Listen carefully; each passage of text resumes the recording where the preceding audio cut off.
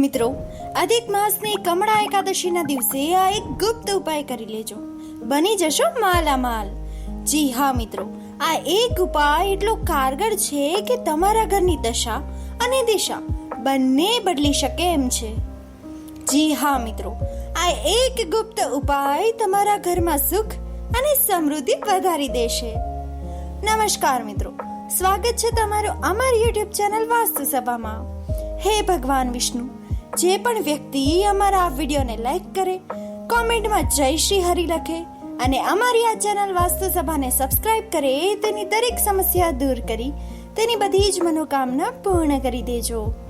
મિત્રો, વર્ષ દરમિયાન ઘણી એકાદશીઓ આવે છે, પરંતુ કેટલીક એકાદશીઓ એવી હોય છે જેનું મહત્વ દેવતાઓ પણ ગાય છે.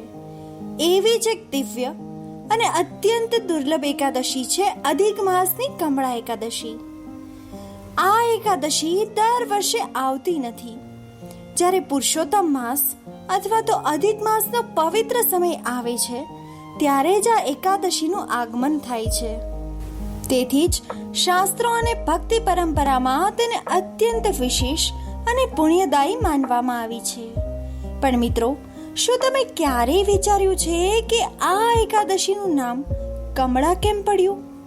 તેનો માતા લક્ષ્મી સાથે શું સંબંધ છે? અને કેમ કહેવાય છે કે આ દિવસે કરવામાં આવેલી ભક્તિ, જપ, દાન અને પ્રાર્થના અનેક ગણું ફળ આપે છે? શું ખરેખર આ દિવસ એવો છે જ્યારે ભગવાન વિષ્ણુ અને માતા લક્ષ્મીની વિશેષ કૃપા ભક્તો પર વરસી શકે છે?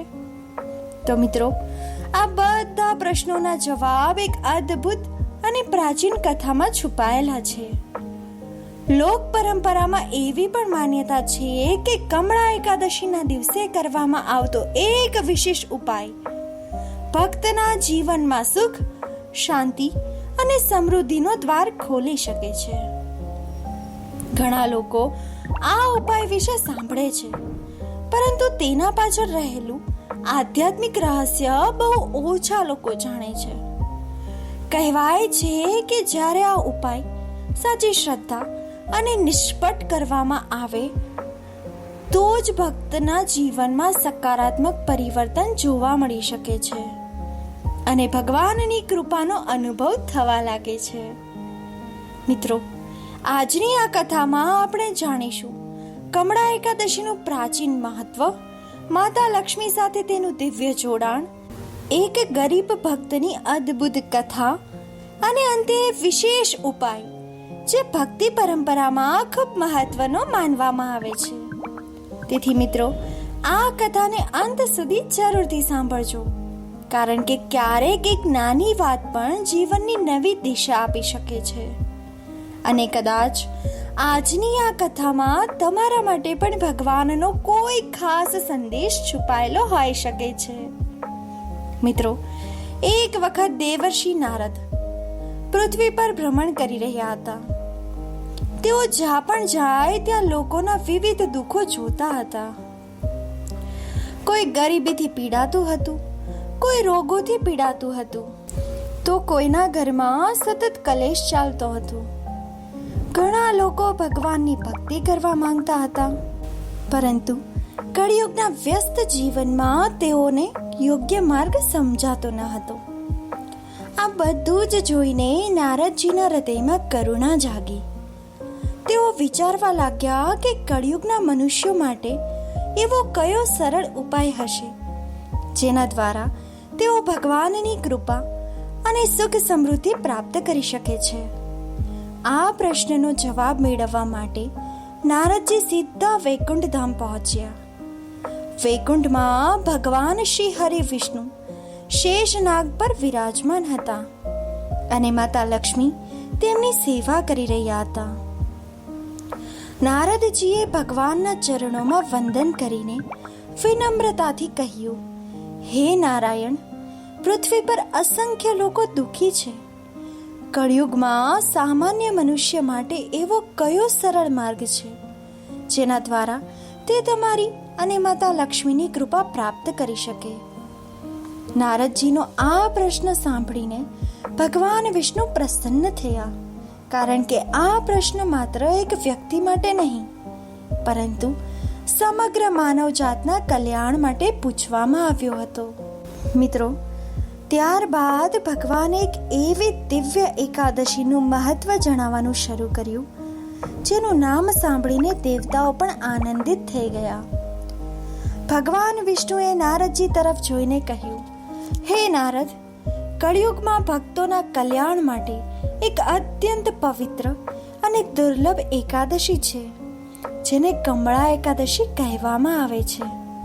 ભગવાને સમજાવ્યું કે કમળા એ માતા લક્ષ્મીનું દિવ્ય નામ છે અને આ એકાદશી ખાસ કરીને તેમની કૃપા સાથે જોડાયેલી છે. ભગવાને કહ્યું કે જે ભક્ત આ દિવસે શ્રદ્ધાપૂર્વક ઉપવાસ કરે, ભગવાનનું સ્મરણ કરે અને માતા લક્ષ્મીની આરાધના કરે, તેના જીવનમાં શુભતા અને સકારાત્મકતા વધવા લાગશે. ખાસ કરીને જ્યારે આ એકાદશી અધિક માસમાં આવે છે, ત્યારે તેનું મહત્વ અનેક ગણું વધારે વધી જશે, કારણ કે અધિક માસ પોતે ભગવાન પુરુષોત્તમને સમર્પિત પવિત્ર માસ છે.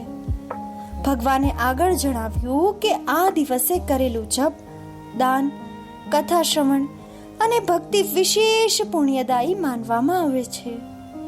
એટલા માટે ઋષિ મુનિઓ અને દેવતાઓ પણ આ પવિત્ર દિવસની રાહ જુએ છે. કમળા એકાદશી માત્ર ઉપવાસનો દિવસ નથી, પરંતુ ભગવાન અને માતા લક્ષ્મીની કૃપા મેળવવાનો એક દિવ્ય અવસર છે. ભગવાનના મુખેથી આ મહિમા સાંભળીને નારદજીના મનમાં એક નવી જિજ્ઞાસા જાગી.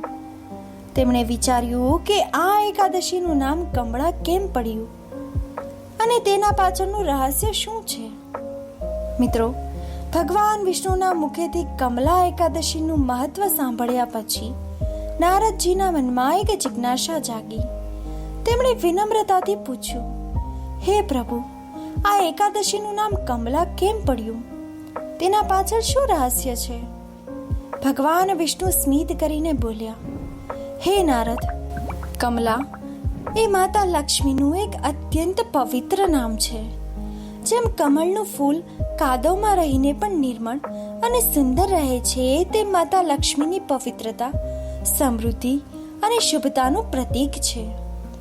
ભગવાને આગળ સમજાવ્યું કે માતા લક્ષ્મીને ઘણીવાર કમળના આસન પર બિરાજમાન દર્શાવવામાં આવે છે.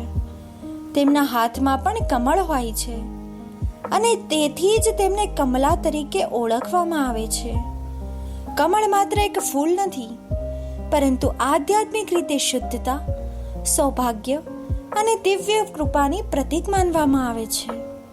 જ્યાં માતા લક્ષ્મીની કૃપા હોય છે, ત્યાં સુખ, શાંતિ અને શુભતા પોતે જ આવી જાય છે. ભગવાન વિષ્ણુએ કહ્યું કે આ એકાદશી ખાસ કરીને માતા લક્ષ્મીની કૃપા સાથે જોડાયેલી છે, તેથી તેનું નામ પણ કમળા એકાદશી પડ્યું.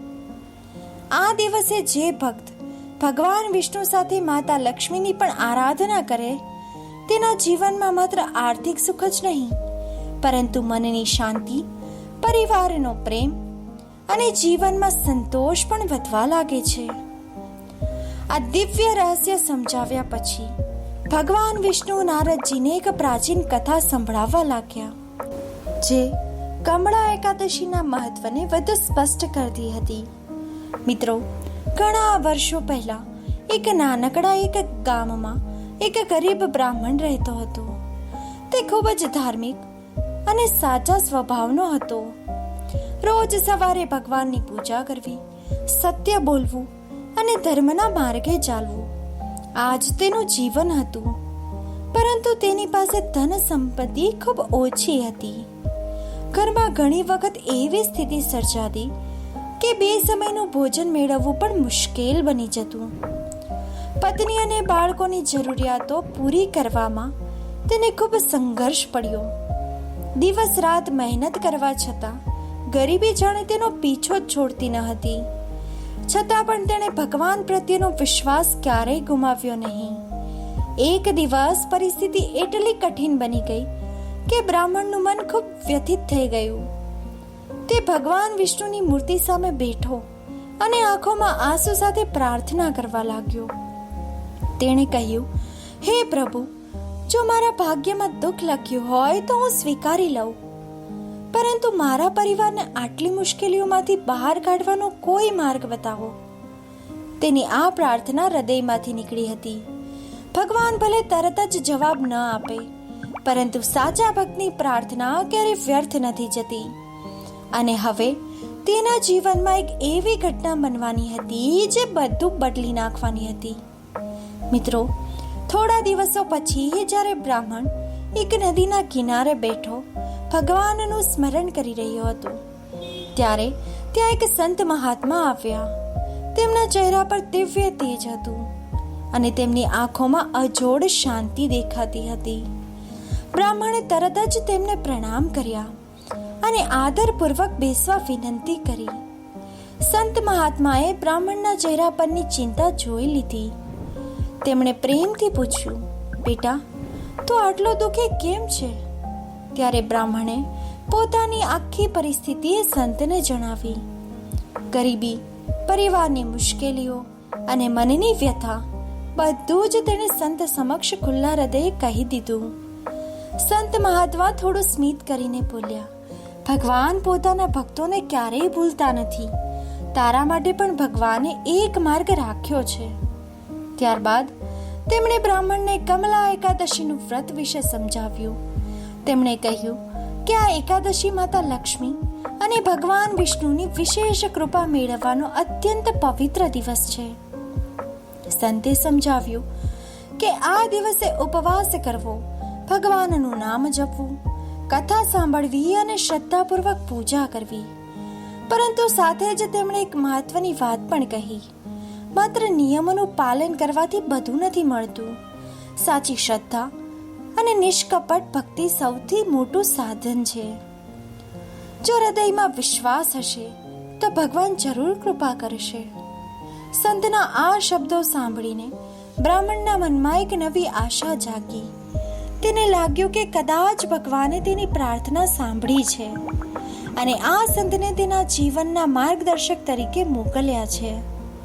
હવે તે સંતે નક્કી કર્યું કે આવતીકાલે કમલા એકાદશી પર તે સંપૂર્ણ શ્રદ્ધા અને ભક્તિ સાથે વ્રત કરશે. મિત્રો, આખરે તે પવિત્ર દિવસ આવી પહોંચ્યો જેની બ્રાહ્મણ આતુરતાથી રાહ જોઈ રહ્યો હતો. કમળા એકાદશીની સવારે તે વહેલા ઉઠ્યો, પવિત્ર સ્નાન કર્યું અને ભગવાનનું સ્મરણ કરીને વ્રતનો સંકલ્પ લીધો.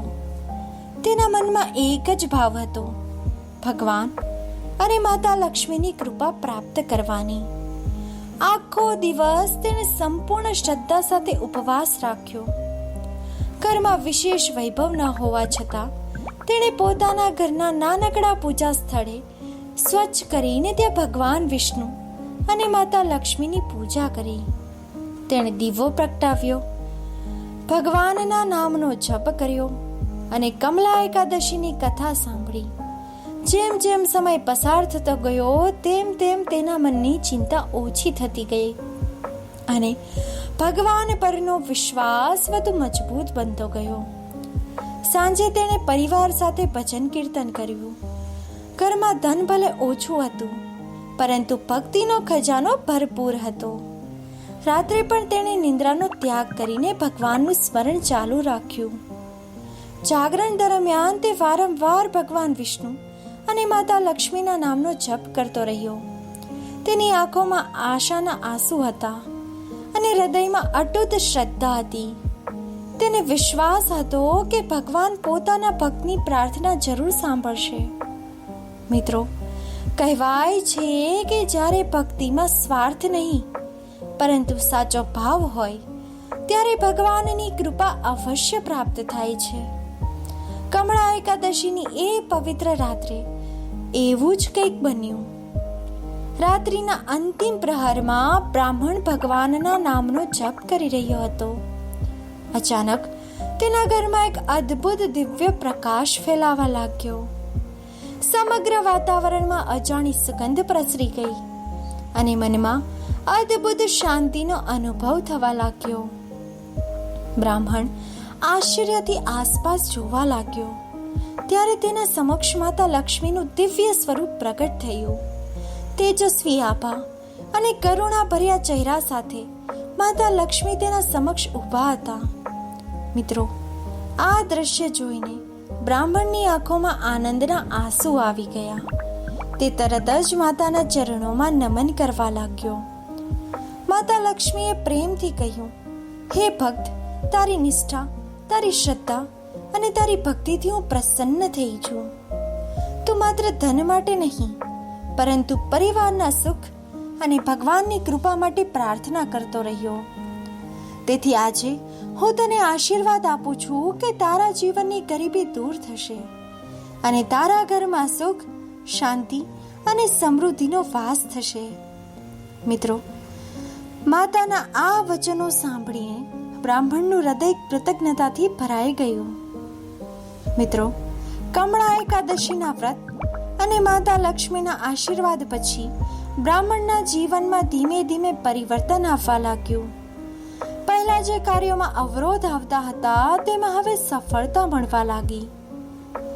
મિત્રો, ઘરની આર્થિક સ્થિતિ સુધરવા લાગી અને રોજિંદી જરૂરિયાતો સરળતાથી પૂરી થવા લાગી. પરંતુ મિત્રો, સૌથી મોટો બદલાવ માત્ર ધનમાં ન હતો. ઘરમાં ખુશી અને શાંતિનું વાતાવરણ વધવા લાગ્યું. પરિવારના સભ્યોના ચહેરા પર ફરીથી સ્મિત જોવા મળવા લાગ્યું. જ્યાં પહેલા ચિંતા અને નિરાશા હતી, ત્યાં હવે આશા અને આનંદનો પ્રકાશ થઈ ગયો. બ્રાહ્મણને સમજાયું કે સાચી સમૃદ્ધિ માત્ર ધનથી નથી આવતી, પરંતુ ભગવાનની કૃપા અને પરિવારના સુખથી આવે છે. મિત્રો, સમય જતાં આ વાત આખા ગામમાં ફેલાઈ ગઈ. લોકો આશ્ચર્યથી ચર્ચા કરવા લાગ્યા કે કેવી રીતે એક ગરીબ બ્રાહ્મણે શ્રદ્ધાપૂર્વક કમલા એકાદશીનું વ્રત કર્યું અને તેના જીવનમાં સુખ પરિવર્તન થયું. ઘણા લોકો તેની પાસે આવીને આ વ્રત વિશે પૂછવા લાગ્યા અને ભગવાન વિષ્ણુ તથા માતા લક્ષ્મીની મહિમા સાંભળવા લાગ્યા. તો મિત્રો, આ રીતે બ્રાહ્મણની કથા માત્ર એક વ્યક્તિની સફળતા ન રહી, પરંતુ અનેક લોકો માટે શ્રદ્ધા અને ભક્તિનો જીવંત સંદેશ બની ગઈ. તેને સમજાઈ ગયું કે જ્યારે ભક્તિ સાચી હોય ત્યારે ભગવાન યોગ્ય સમયે પોતાના ભક્તોનો હાથ જરૂર પકડે છે. મિત્રો, હવે આવે છે આ કથાનો સૌથી મહત્વનો અને રહસ્યમય ભાગ, જેનાથી આખી પરંપરામાં કમળા એકાદશીને વિશેષ સ્થાન મળ્યું છે. કહેવાય છે કે આ દિવસે કરવામાં આવતો એક નાનો પણ સચોટ ઉપાય ભક્તના જીવનમાં અદ્ભુત પરિવર્તન લાવી શકે છે. પરંતુ શરત એક જ છે: શ્રદ્ધા, નિષ્ઠા અને શુદ્ધ હૃદય. તો મિત્રો, સવારે વહેલું ઉઠી પવિત્ર સ્નાન કરવું ખૂબ મહત્વનું માનવામાં આવે છે. શરીર જેટલું શુદ્ધ તેટલું મન ભગવાનના ચરણોમાં વધુ સ્થિર થાય છે. ત્યારબાદ ભગવાન વિષ્ણુ અને માતા લક્ષ્મીનું સ્મરણ કરી મનમાં એક જ ભાવ રાખવો કે આજે આખો દિવસ ભક્તિમાં જ પસાર કરવો છે. સાથે જ ભક્તિભાવથી ઓમ શ્રી મહાલક્ષ્મી નમઃ આ મંત્રનો જાપ કરવો અત્યંત શક્તિશાળી માનવામાં આવે છે. મિત્રો, કહેવાય છે કે આ મંત્રનો જાપ મનની નકારાત્મકતાને દૂર કરીને જીવનમાં સકારાત્મક ઉર્જા લાવે છે. ઉપરાંત આ દિવસે પોતાની શક્તિ અનુસાર ગરીબોને દાન આપવું પણ ખૂબ પુણ્યદાયી માનવામાં આવે છે. પરંતુ સૌથી મોટી મહત્વની વાત તો એ છે કે આ બધું માત્ર ક્રિયા નથી, પરંતુ ભાવ છે. જો હૃદયમાં સાચી ભક્તિ હશે તો નાનો ઉપાય પણ મોટું ફળ આપી શકે છે. મિત્રો, જ્યારે આ કમળા એકાદશી અધિક માસ એટલે કે પુરુષોત્તમ માસમાં આવે છે ત્યારે તેનું મહત્વ અનેક ગણું વધી જાય છે. કારણ કે પુરુષોત્તમ માસ પોતે ભગવાન વિષ્ણુને સમર્પિત પવિત્ર સમય છે, જેમાં દરેક સત્કર્મનું ફળ સામાન્ય દિવસ કરતાં અનેક ગણું વધારે માનવામાં આવે છે. આ કારણે આ દિવસે કરવામાં આવતો ઉપાય માત્ર એક ધાર્મિક ક્રિયા નથી, પરંતુ આધ્યાત્મિક ઉર્જાનો વિશેષ સ્ત્રોત બની જાય છે. દાન, જપ અને પૂજાનું ફળ સામાન્ય દિવસ કરતાં ઘણું વધારે મળે છે એવું શાસ્ત્રમાં માનવામાં આવે છે. આ સમય દરમિયાન મન પણ વધુ શાંત અને સ્થિર રહે છે, જેના કારણે ભક્તિ વધુ ઊંડાણથી અનુભવાય છે. મિત્રો, ઘણા લોકો માનતા આવ્યા છે કે આ પવિત્ર સમયમાં કરેલી ભક્તિ જીવનમાં લાંબા સમય સુધી શુભ પ્રભાવ છોડી જાય છે. તો મિત્રો, ભગવાન પાસે માંગવાનું સૌથી મોટું રહસ્ય એ છે કે આપણે શું માંગીએ છીએ. ઘણા લોકો માત્ર ધન અને સંપત્તિ માંગે છે, પરંતુ શાસ્ત્રો અને સંતો કહે છે કે સાચી પ્રાર્થના તો જીવનને પૂર્ણ બનાવે છે. આ દિવસે માત્ર ધન માંગવું નહીં, પરંતુ ભગવાન પાસેથી સુખ, શાંતિ અને સંતોષ માંગવો જોઈએ. કારણ કે ધન આવે છે અને જાય છે, પરંતુ શાંતિ અને સંતોષ જીવનને સ્થિર બનાવે છે. સાથે જ સારા સંસ્કાર, સારો વિચાર અને ભક્તિભાવ પણ માંગવો જોઈએ, જેથી જીવનનો માર્ગ સરળ અને પવિત્ર બને. મિત્રો, જ્યારે ભક્ત હૃદયથી ભગવાનને યાદ કરે છે, ત્યારે ભગવાન પોતે તેની જરૂરિયાતોનું ધ્યાન રાખે છે. તો મિત્રો, આ રીતે કમળા એકાદશી માત્ર એક ઉપાય નથી, પરંતુ જીવનને બદલવાની એક આધ્યાત્મિક ચાવી છે. મિત્રો, આજની આ કમળા એકાદશીની પવિત્ર કથા અને તેમાં જણાયેલો ગુપ્ત ઉપાયને અંત સુધી સાંભળ્યા બાદ એટલું જ કહેવું છે કે આ ઉપાય માત્ર એક વિધિ નથી, પરંતુ ભગવાન વિષ્ણુ અને માતા લક્ષ્મીની કૃપા મેળવવાનો એક પવિત્ર માર્ગ છે. જો શક્ય હોય તો કમળા એકાદશીના દિવસે આ ઉપાય શ્રદ્ધા અને ભાવથી જરૂર કરજો. કહેવાય છે કે સાચા મનથી કરેલી ભક્તિ ક્યારેય વ્યર્થ નથી જતી. મિત્રો, જો તમને આ દિવ્ય કથા ગમી હોય તો આ વિડીયોને લાઈક કરવાનું ભૂલશો નહીં. મિત્રો, તમારું એક લાઈક આ પ્રકારની વધુ પ્રાચીન અને આધ્યાત્મિક કથાઓ લાવવા માટે પ્રેરણા આપે છે. આ કથાને તમારા પરિવાર અને મિત્રો સાથે જરૂરથી શેર કરો, જેથી વધુ લોકો કમળા એકાદશીનું મહત્વ અને આ પવિત્ર ઉપાય વિશે જાણી શકે. અને હા મિત્રો, આવા જ ધાર્મિક, પ્રાચીન અને રહસ્યમય કથાઓ માટે અમારી આ ચેનલ વાસ્તુ સભાને સબસ્ક્રાઇબ કરવાનું ભૂલશો નહીં.